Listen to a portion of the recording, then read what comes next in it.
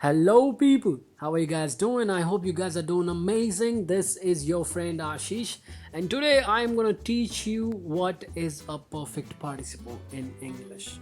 What is a perfect participle in English? What does it do in a sentence? How do we use it? Different forms of perfect participles. We're going to learn everything about it. Uh, but guys, this is gonna be a bit difficult to understand. This is a highly advanced topic. If you've just started learning English, this is gonna be a little difficult to understand, but I'll try my best to make you understand. I'll try my best to make you master it. So I'm excited. Hope you guys are too. Let's do it. So guys, let us start with understanding what is a perfect participle in English. Guys, a perfect participle is a participle that refers to an action that happens before the main verb in the main clause. So it emphasizes an action that happens before the main clause. All right. And like any other participle, it also works as an adjective. It can also work as an adverb as well. I'll show you how it works as an adjective, how it works as an adverb. I'll tell you everything. All right. Now, we have two forms of perfect participles.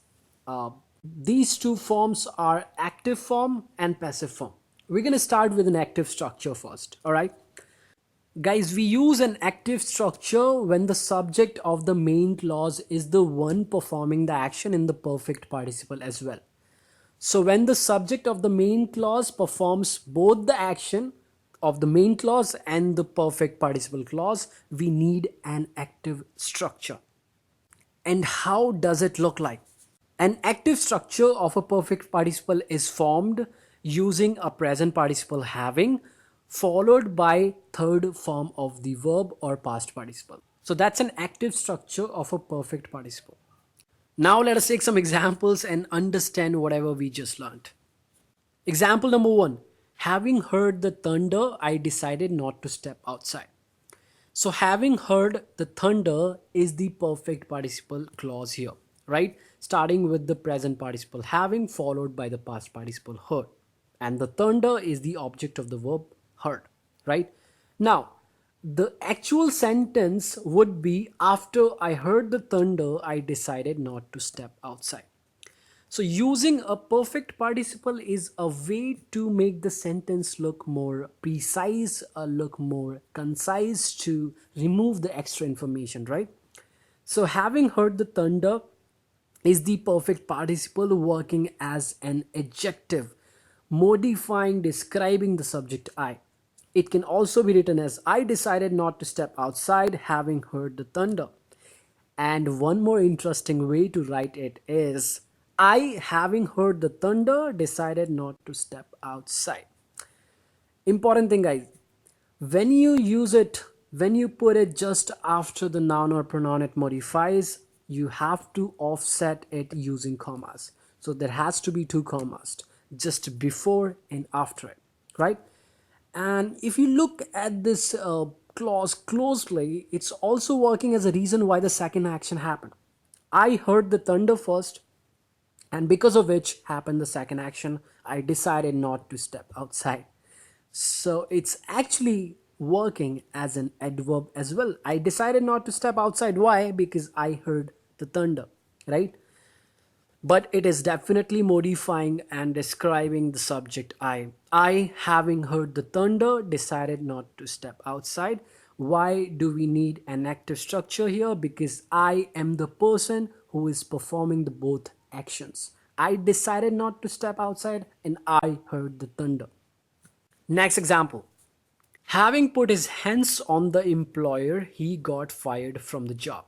So he's the subject of the main clause, he got fired from the job, and he's the one who performed the action in the perfect participle, having put his hands on the employer. He's the same person, right?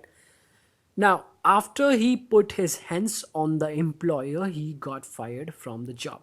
So this action happened first. He put his hands on the employee. After that, he got fired from the job.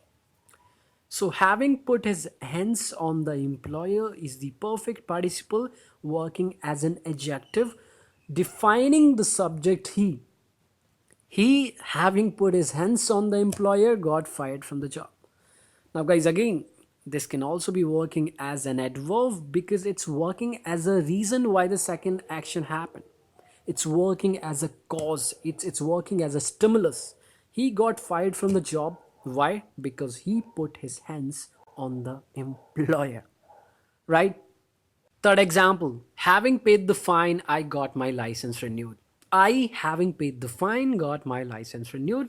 So, having paid the fine is modifying the subject. I, having paid the fine, got my license renewed. It can also be written as I got my license renewed because I paid the fine. I got my license renewed having paid the fine. So, there are multiple ways to say it. Using a perfect participle is just to make the sentence look more precise and concise. So, having paid the fine, I got my license renewed. This happened first, I paid the fine. After that happened, second action, I got my license renewed.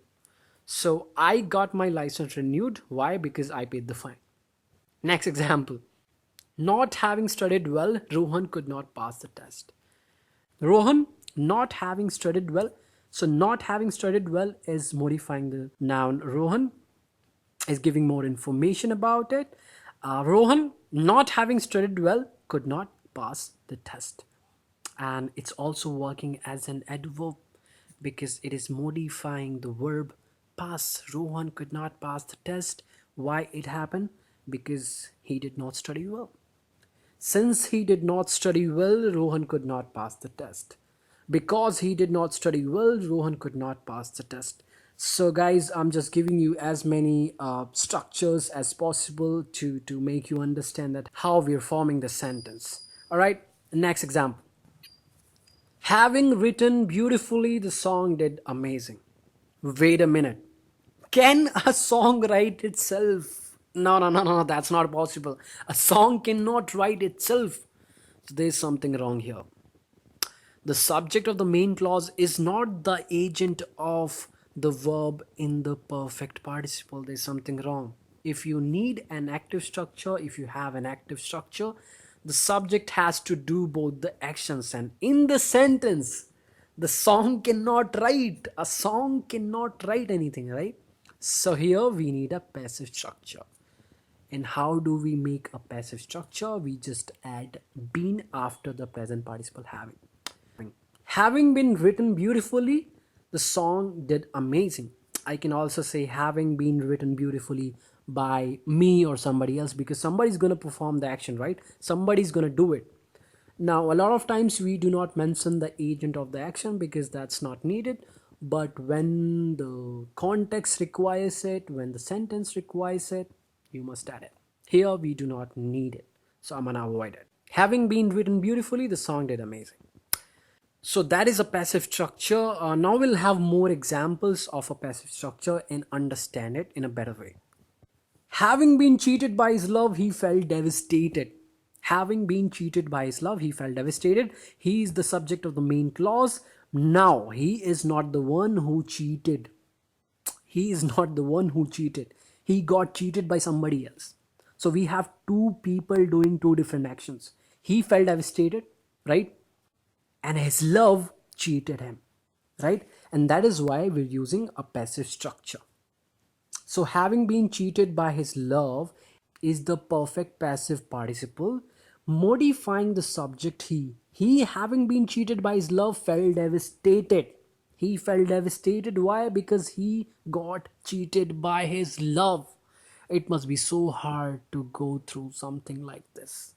When you get cheated by your love, you feel devastated. Next example. Having been banned in most states, the movie did not do well. A movie cannot ban itself. So the action of banning must have been done by somebody else, but that's not important. The movie did not do well. Why? Because it was banned in most states. Now, who banned it is not important. That is why we're not adding the doer of the action. So having been banned in most states is our perfect passive participle, modifying and defining the noun the movie, right? The movie having been banned in most states did not do well. So it's giving more information about the noun the movie. The movie having been banned in most states did not do well. Next example. Having been praised for her work, she felt happy. She, having been praised for her work, felt happy, felt amazing. So, having been praised for her work is the perfect passive participle, right? Modifying the subject she, having been praised. She, having been praised for her work, felt happy, felt amazing. Why did she feel happy? Because she got praised for her work. If you want to add the doer of the action, you can do so, but I think it's not needed, so I'm going to avoid using it. Next example.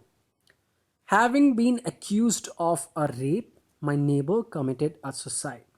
So my neighbor is not the one who is accusing somebody, right? He got accused by somebody else. So the accusation happened first, then happened the second action, which is committing a suicide. All right.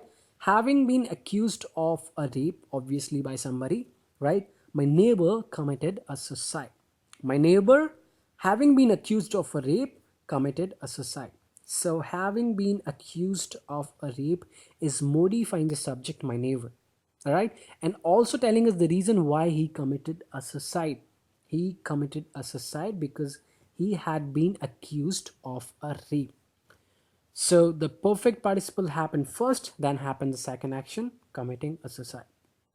Last example. Having been watched the movie already, I felt bored rewatching it. Wait a minute, guys. Seems like I am the one who's doing both the actions. I felt bored, and I'm the one who watched the movie already.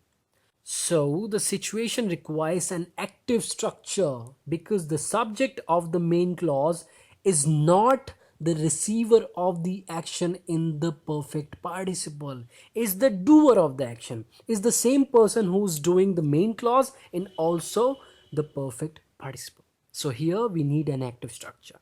So, we're gonna avoid using been here. So, we're gonna take out been here and we're gonna make the sentence without been.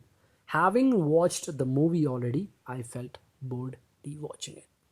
So that was about today's lesson, guys. I know it was little tricky to understand, but I hope I was able to make you understand, and I hope that now you understand perfect participle both in active and passive forms. And I hope you'll be able to use them, and I hope you'll be able to figure them out. And if you guys like the video, give it a big thumbs up. And if you guys are new to the channel, make sure you subscribe to the channel and hit the bell icon, because every single time I publish a video, you'll get notified. And if you guys have any questions, any queries, you did not understand anything, let me know in the comment section below, down there. I'll go there, help you guys with that. And I'll see you guys very soon. Till then, keep learning, have fun. I am out.